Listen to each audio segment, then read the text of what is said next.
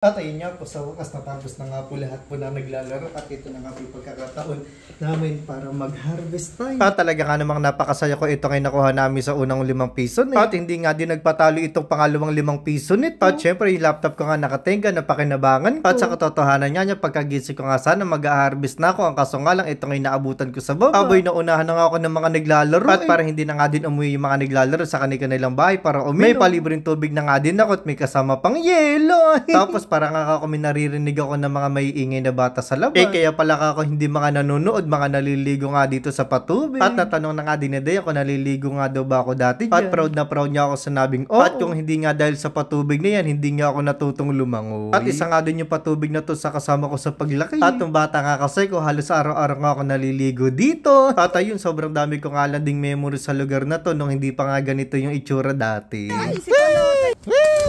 Hello, no? Ay na, super. Ay, oh, spin. Oh. Ayan pa isa. Oh.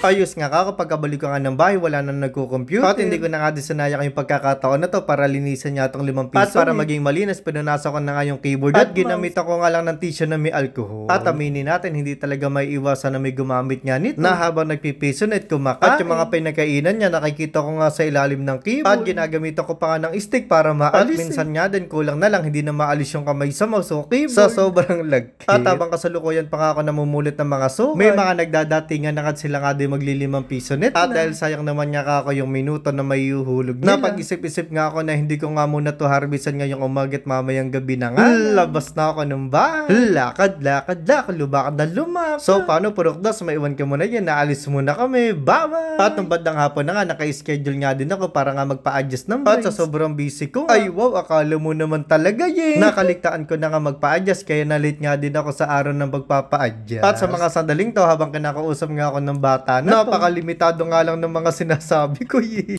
my friend now. Yes. Come back if you want it. Tara, tita. Come back if you want it. Say hi. Say hi. Hi to my vlog. Hi. Look at Papa Bear's little squishy balloon. Oh.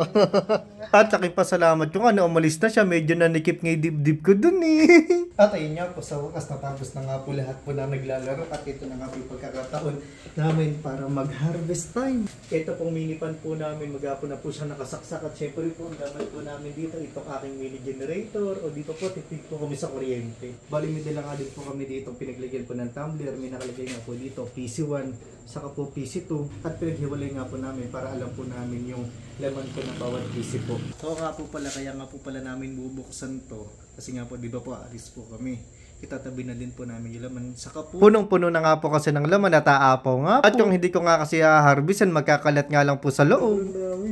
At hindi lang po ito laman, meron din po ditong buo. Meron pong mga 10, 20 kasi nga po. Yung iba pong mga naglalaro po dito, wala po silang barya. Kaya po na-obligan po kaming buksan at dito na po ipabarya. Para isang bilangan nga din, hindi nga po muna namin ito bibilangan ngayon. At kapag nga po nag 1 month na nga po itong 5 piso net namin. At yun nga po yung rason ko bakit nga po kami nag-harvest. Nga po sa loob at ilang araw nga din po kaming mawawala sa amin. Ganun din po ito, may mga 20, may 10 at may mga buo-buo po. At oo nga pala, minalimutan ako. Ito naman nga po pala na-harvest ko sa PC3.